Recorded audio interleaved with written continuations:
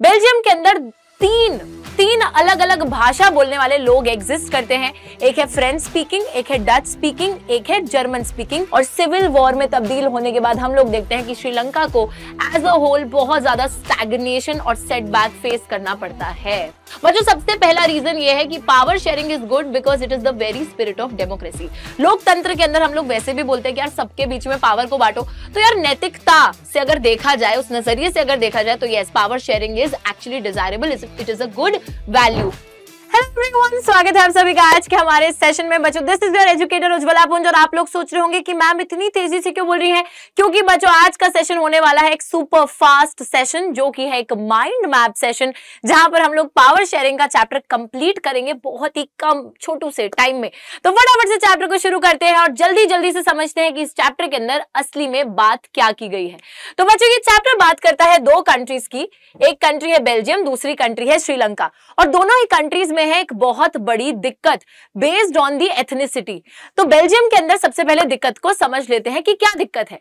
Belgium के अंदर तीन अलग अलग भाषा बोलने वाले लोग एग्जिस्ट करते हैं। एक है फ्रेंच स्पीकिंग, एक है डच स्पीकिंग, एक है जर्मन स्पीकिंग पॉपुलेशन। अब अगर देश की बात करें तो बेल्जियम के देश में जो डच स्पीकिंग पॉपुलेशन है that is around 59% of the people, French speaking 40% और जर्मन स्पीकिंग 1% पॉपुलेशन है। लेकिन वहीं पे जो बेल्जियम का कैपिटल है ब्रुसेल्स के अंदर बिल्कुल उल्टा मामला है। जो कम्युनिटी डच कम्युनिटी वैसे देश में मेजोरिटी में है, वही कम्युनिटी हमारा जो ब्रुसेल्स है यानी कि जो कैपिटल सिटी है वहां पर माइनॉरिटी में है। और जो फ्रेंच कम्युनिटी देश में माइनॉरिटी में है वो ब्रुसेल्स में मेजॉरिटी में है। तो ब्रुसेल्स के अंदर 80% लोग फ्रेंच हैं और सिर्फ 20% लोग डच बोलने वाले लोग हैं। अब दिक्कत यहीं भी खत्म नहीं होती। हम देखते हैं कि बेल्जियम के अंदर फ्रेंच स्पीकिंग पॉपुलेशन ज्यादा रिच थी, ज्यादा पावरफुल थी, जिसकी वजह से फ्रेंच स्पीकिंग लोगों को हम देखते हैं कि उनको जो इकोनॉमिक बेनिफिट और एजुकेशन का बेनिफिट है वो डच स्पीकिंग लोगों से पहले मिल गया, जिसकी वजह से डच स्पीकिंग पॉपुलेशन को लग गया बुरा। और इस वजह से ये जो एथनिक कॉन्फ्लिक्ट है ये और भी बड़ी हो सकती थी, बट क्या हुई नहीं हुई वो अभी थोड़ी देर में बात करेंगे। फटाफट से बात कर लेते हैं श्रीलंका के बारे में भी। श्रीलंका के अंदर भी कुछ इसी तरीके की कॉन्फ्लिक्ट है। श्रीलंका के अंदर हमारी सिन्हाला स्पीकिंग पॉपुलेशन है which is 74% of the population, जो कि मेजॉरिटी में है। और मैक्सिमम सिन्हाला जो लोग हैं ये प्रैक्टिस करते हैं बुद्धिज्म रिलीजन को। वहीं पे जो हमारी तमिल स्पीकिंग पॉपुलेशन है वो है 18%, जिसके अंदर से 13% तमिल ऐसे हैं जो कि ओरिजिनली श्रीलंका को बिलोंग करते हैं, जिनको श्रीलंकन तमिल्स बोला जाता है। वहीं पे जो बाकी बचे हुए तमिल्स हैं वो हमारे इंडियन तमिल्स हैं, जिनके 4 फादर्स इंडिया से एक समय पर प्लांटेशन वर्कर्स बनकर आए थे और श्रीलंका में ही बस गए थे। अब बच्चों, जो तमिल्स हैं उसमें से कुछ लोग हिंदूज हैं, कुछ लोग मुस्लिम्स हैं। और वहीं पे श्रीलंका के अंदर 7% पॉपुलेशन क्रिश्चियन पॉपुलेशन भी है, जो कि दोनों ही भाषा, कुछ लोग सिन्हाला में और कुछ लोग तमिल में बातचीत करते हैं। तो यहां पर भी कॉन्फ्लिक्ट थी और इस कॉन्फ्लिक्ट को और भी ज्यादा बढ़ा दिया जाता है। और श्रीलंका के अंदर आता है मेजोरिटेरियनिज्म। अब व्हाट इज मेजोरिटेरियनिज्म? मेजोरिटेरियनिज्म एक ऐसा बिलीफ है जहां पर मेजोरिटी पॉपुलेशन को यह लगने लगता है कि वही सबसे ज्यादा पावरफुल है, तो वो कुछ भी कर सकते हैं और माइनॉरिटी की वो एक नहीं सुनते, माइनॉरिटी की विशेस और नीड्स को डिसरिगार्ड करते हैं। अब श्रीलंका क्योंकि जब आजाद होती है तो यहां पर जो सिन्हाला लीडर्स हैं, by the virtue of their majority, वो लोग जीत हासिल करते हैं इलेक्शंस में। जीतने के बाद वो सरकार बनाते हैं और उसके बाद वो कुछ मेजॉरिटेरियन मेजर्स श्रीलंका में लेकर आते हैं, जिससे कि वो जो मेजॉरिटी पॉपुलेशन है सिन्हाला पॉपुलेशन उसको और भी ज्यादा ताकतवर बना सके। तो क्या थे ये मेजॉरिटेरियन मेजर्स? फटाफट से देखिए। तो हम लोग देखते हैं कि 1956 में एक एक्ट पास कर दी जाती है, जिसके बाद बना दिया जाता है सिन्हाला को the only official language of Sri Lanka. उसी के साथ साथ दूसरी चीज, यूनिवर्सिटी एडमिशंस और सरकारी नौकरियों में प्रेफरेंस दी जाएगी सिन्हाला एप्लीकेंट्स को। और तीसरी चीज, जो श्रीलंकन कॉन्स्टिट्यूशन होगी वो सिर्फ और सिर्फ प्रोटेक्ट करेगी और फॉस्टर करेगी बुद्धिज्म रिलीजन को, जो कि सिन्हाला लोगों का ही धर्म था। अब इन सब चीजों की वजह से क्रिएट होती है एक feeling of alienation among the Tamil population अपने आप को पॉलिटिकल ऑर्गेनाइजेशंस में ऑर्गेनाइज करते हैं, अपने लिए राइट्स को डिमांड करते हैं और बोलते हैं कि तमिल भाषा को भी उतनी ही रिकॉग्निशन दो, हमारे एप्लीकेंट्स को भी जो है उतनी ही प्रेफरेंस दो जितनी सिन्हाला लोगों को मिलती है। बट उनकी एक नहीं सुनी जाती। साथ ही में तमिल ईलम यानी कि एक सेपरेट तमिल स्टेट की भी मांग करते हैं उन सभी एरियाज में जहां पर उनकी मेजॉरिटी होती है, लेकिन उनकी एक भी डिमांड मानी नहीं जाती, जिसकी वजह से ये कॉन्फ्लिक्ट एक सिविल वॉर में तब्दील हो जाती है। और सिविल वॉर में तब्दील होने के बाद हम लोग देखते हैं कि श्रीलंका को एज अ होल बहुत ज्यादा स्टैग्नेशन और सेटबैक फेस करना पड़ता है। अब आई नो आप लोग सोच रहे हैं कि हमारे बेल्जियम का क्या हुआ, लेकिन तो फटाफट से बेल्जियम की भी बात कर लेते हैं बच्चों। बेल्जियम के अंदर अकोमोडेशन किया जाता है, यानी कि हर किसी को साथ में रखने की, देश का हिस्सा बनाने की कोशिश की जाती है। तो 1970 से लेकर 1993 के बीच में बेल्जियम के संविधान को 4 बार अमेंड करा जाता है, जिसके बाद हम लोग लेकर आते हैं वहां के अकोमोडेटिव प्रिंसिपल्स को। सबसे पहली चीज ये करी जाती है कि सेंट्रल लेवल के अंदर दोनों ही लैंग्वेज के मिनिस्टर्स को बराबरी दे दी जाती है, यानी कि जितने डच स्पीकिंग मिनिस्टर्स उतने ही फ्रेंच स्पीकिंग मिनिस्टर्स, ताकि कोई भी कम्युनिटी अकेले डिसीजन ना ले सके और दोनों की सहमति हो। दूसरी चीज जो की जाती है, बहुत सी सेंट्रल गवर्नमेंट की पावर्स को स्टेट गवर्नमेंट तक ट्रांसफर कर दिया जाता है, और यह बोला जाता है कि स्टेट गवर्नमेंट सेंट्रल गवर्नमेंट के सबऑर्डिनेट नहीं है, यानी कि नीचे नहीं आती है।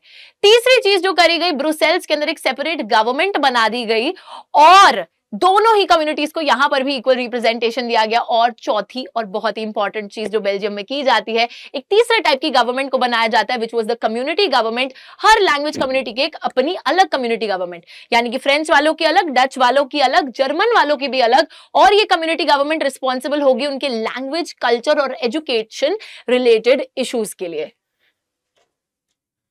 अब आप लोगों ने देखा कि यार बेल्जियम के अंदर जब पावर शेयर की गई तो लोग वहां कितनी शांति से रहने लगे, और श्रीलंका जिन्होंने पावर को नहीं शेयर करा वहां पे कितने लड़ाई झगड़े हो गए। तो अब ये सवाल आता है कि पावर शेयरिंग डिजायरेबल क्यों है, क्यों पावर को शेयर करना बहुत ज्यादा जरूरी है। तो इसके पीछे हम लोग 2 रीजन देते हैं बच्चों। सबसे पहला रीजन ये है कि power sharing is good because it is the very spirit of democracy. लोकतंत्र के अंदर हम लोग वैसे भी बोलते हैं कि यार सबके बीच में पावर को बांटो, तो यार नैतिकता से अगर देखा जाए, उस नजरिए से अगर देखा जाए, तो yes, power sharing is actually desirable, it is a good value, morally it is good कि सबके साथ बराबर पावर शेयर की जाए। दूसरा रीजन दिया जाता है प्रूडेंशियल रीजन। अब प्रूडेंशियल रीजन यानी कि समझदारी इसी में है कि पावर को शेयर करो। यार आपने देखा दोनों ही केसेस को, देखो अगर पावर को नहीं शेयर किया जाता तो एक छोटी सी कॉन्फ्लिक्ट एक बहुत बड़ी कॉन्फ्लिक्ट बन जाती है, फिर लड़ाई झगड़े हो जाते हैं, जिसकी वजह से पॉलिटिकल इंस्टेबिलिटी हो जाती है, अस्थिरता जो है पूरे देश में आती है, और जिसका इंपैक्ट हर किसी पर बराबर रूप से पड़ता है। इस वजह से समझदारी इसी में है कि उस चीज को एस्केलेट ही मत होने दो और पावर को पहले ही शेयर कर लो। That is what the prudential reason of power sharing says. और लास्ट चीज जो इस चैप्टर में हमको देखनी है वो है फॉर्म्स ऑफ पावर शेयरिंग, यानी कि कौन कौन से अलग अलग तरीके हैं जिससे कि पावर को शेयर किया जाता है। तो बच्चों देयर आर 4 डिफरेंट वेज। सबसे पहला तरीका पावर शेयरिंग का ये बोलता है कि आप हॉरिजॉन्टली पावर को बांट दीजिए, which is the horizontal power sharing. यहां पर हम बोलते हैं कि आप लोग जो हमारे डिफरेंट ऑर्गन्स हैं ऑफ द गवर्नमेंट, जैसे कि लेजिस्लेचर, एग्जीक्यूटिव, जुडिशरी, जब उनके बीच में पावर को बांटते हो तो एक तरीके से सबको बराबर पावर दी जाती है, सब एक ही दर्जे की पावर को एंजॉय करते हैं। कोई भी ज्यादा पावर अगर एक्सरसाइज करेगा तो बाकी लोग उसको रोक लेंगे, तो इसको system of checks and balances भी बोला जाता है। ठीक है, तो horizontal form of power sharing, system of checks and balances, ये हमारा first form of power sharing है। दूसरा फॉर्म ऑफ पावर शेयरिंग है vertical form of power sharing, जिसको हम federal form of power sharing भी बोल सकते हैं।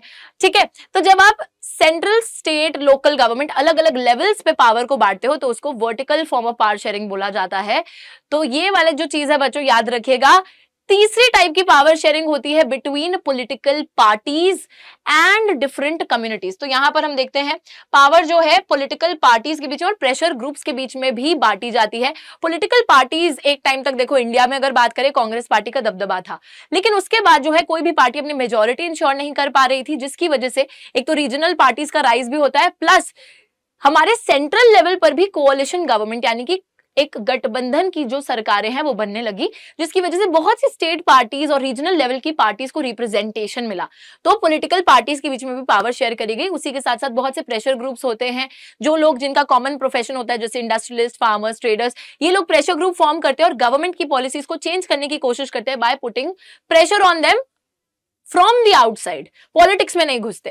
और लास्ट और चौथा फॉर्म ऑफ पावर शेयरिंग है power sharing that is between the different religious and linguistic groups, जिसको हम बोलते हैं सोशल ग्रुप्स के बीच में पावर को बांटना। इसके 2 एग्जांपल्स बहुत ही अच्छे हैं बच्चों। एक बेल्जियम के अंदर कम्युनिटी गवर्नमेंट को जो पावर दी गई थी, ठीक है, तो एक तरीके से आपने जो एथनिक ग्रुप्स हैं उनके बीच में पावर को बांटा, अलग अलग लिंग्विस्टिक ग्रुप्स के बीच में पावर को बांटा। उसी के साथ साथ इंडिया के अंदर रिजर्व्ड कॉन्स्टिट्यूएंसीज का जो सिस्टम है, जहां पे हम लोग कुछ कास्ट ग्रुप्स जैसे कि एससीज, एसटीज, ओबीसीज, उन सबको रिजर्वेशंस देते हैं। तो ये भी एक सॉर्ट ऑफ सोशल ग्रुप्स के बीच में पावर को बांटने का एग्जाम्पल है। ठीक है, तो ये सब चीजें हम क्यों करते हैं? ताकि बच्चों हम लोग एक तरीके से उन लोगों को अपलिफ्ट कर सके जिनको पावर नहीं मिली और सबको बराबर लेवल पर ला सके, ताकि किसी के बीच में भी कॉन्फ्लिक्ट अराइज ना हो। तो इसी के साथ हमारा जो चैप्टर है पावर शेयरिंग वो होता है कंप्लीट। कैसा लगा आपको माइंड मैप सेशन जरूर बताइएगा, और किस किस और चैप्टर का ऐसा माइंड मैप सेशन आप लोगों को चाहिए, do let me know in the comments. Like the video, share the video with your friends. Bye bye, take care, I will see you next time.